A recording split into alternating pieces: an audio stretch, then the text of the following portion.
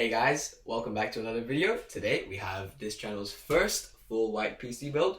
As you can see here, we have the GAMDS P1 Atlas, which is a very nice fish tank case. This whole panoramic view of the very nice and expensive parts in here. I do have a couple bottom fans set up, and as you see, we have the PSU here. Pick up the cable and some very nice braided cables, custom made, that have these little cable combs, which will make cable management a little easier. Yeah, so let's get right into it. So this is the EVGA 650 G2, which is rated around A or B, I forget. But this does have a zero fan mode, which is called Eco mode with EVGA PSUs. And this is very solid PSU, as I have built with like 3 of these and they've never failed on me, so this is all pretty good. So let's install the PSU cables real quick.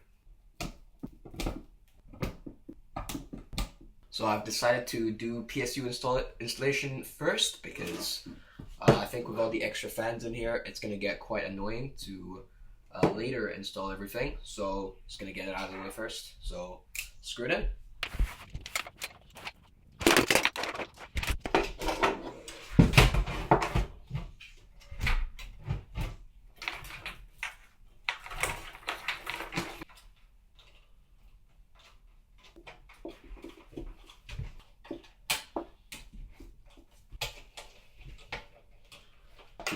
So right now, I'm going to pre-route these cables to where they're supposed to be on the motherboard, so it's easier to plug in later. So let's just get these cable combs lined up. As you can see, 1, 2, and route them through this one. Now to move on to the motherboard prep, I'm just going to do it straight on the board inside the case. I already have the AIO standoffs, as you can see there, Thermalright. I'm going to put the Note free, I believe. And we're going to max this out with the best AM4 parts. This is the B550 Plus with Wi-Fi by ASUS. Tough line. And here we have the Ryzen 9 5900X, which is the absolute best AM4 CPU.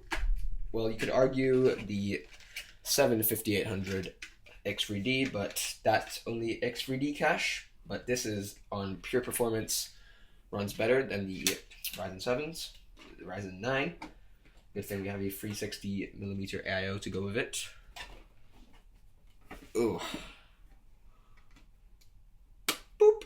The USB to USB Type E adapter for USB-C for the board, since it doesn't come on this board. And so let's plug this in.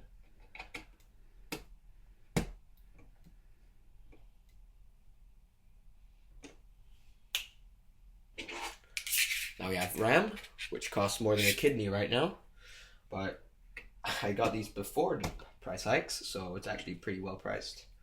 This is the 32 gigabytes of DDR4, and now we have an absolute banger of an SSD. This is the WD-SN7100 Gen 4, and it is incredibly fast and stable, well rated, and good thing we have heat sinks for it, because I'm pretty sure Gen 4 drives run pretty hot.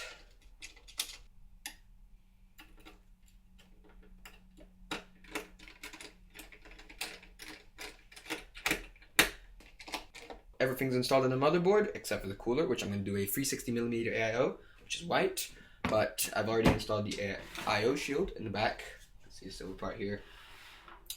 So let's get this motherboard inside the case. I've actually installed little standoffs because this only gives up to micro ATX, and I need it to support full ATX. So these are black standoffs that I've included that were not there last time because I've done a little time skip. Let's put this in.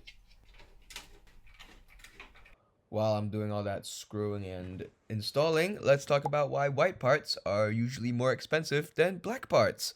So firstly, black parts are just more commonly circulated. So factories already have pre-built parts, like for example GPUs. They have black heat sinks and shroud covers and all that already manufactured.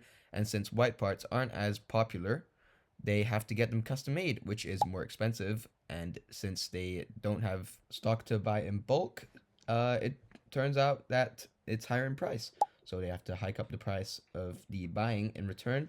Don't have the budget to create an actual stick figure guy, so just slapped my profile picture on a stick figure. Hope you enjoyed. Back to PC building. Now that's installed, we can actually install the AIO, so let's get that started. So we have the Thermalright Note 3, I believe. Not really sure.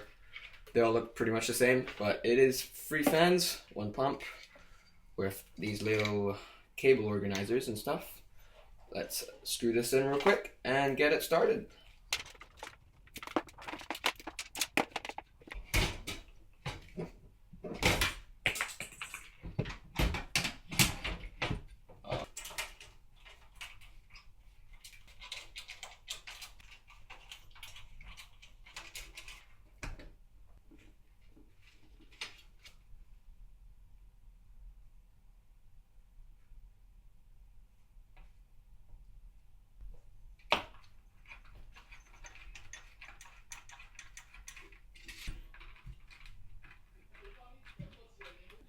Well, it's a tight fit, but I've made it work. Everything's installed. Now to plug in the other stuff, like maybe I'll add some bottom fans for better airflow because it is mostly exhaust right now. But we'll see. I do have a fully white GPU. That's gonna look really nice in this build that I've lined up. So I went ahead and plugged in all the front I/O because I couldn't plug it in without putting my head in the way. But everything's done. I'm not sure how the screen's connected, but all this should be working. And now I've got 3 fans right here, generic ones, not sure what brand they are, but they're all ARGB. I'm gonna screw those in real quick, and we're going to have 1, 2, 3, 4, 5, 6, 7, 8, 9 fans in total. Great airflow, especially with this 3 fan GPU as well. A little GPU reveal: the RX 9060 XT, 16 gigs, 3 fan by PwrColor. Still fresh, brand new, haven't unpeeled the peels yet, so let's screw these fans in and get onto the GPU installation. Well, it turns out that the extra length of the USB-C adapter makes it so you can't put another fan in the middle, but doesn't matter. We're going to reduce the fan count by 2 and make it 7 fans and have this blowing fresh air on top because these are vents. So let's just take these out and start the GPU installation.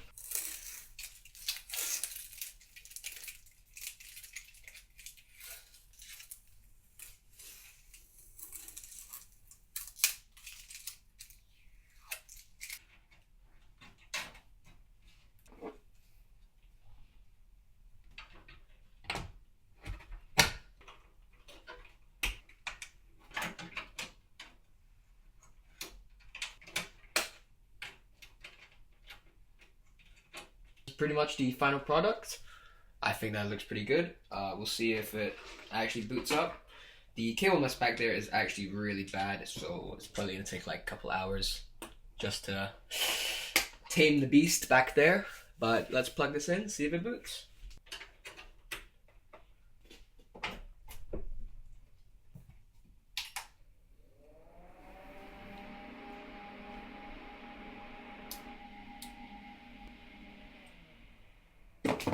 It works on my monitor down there.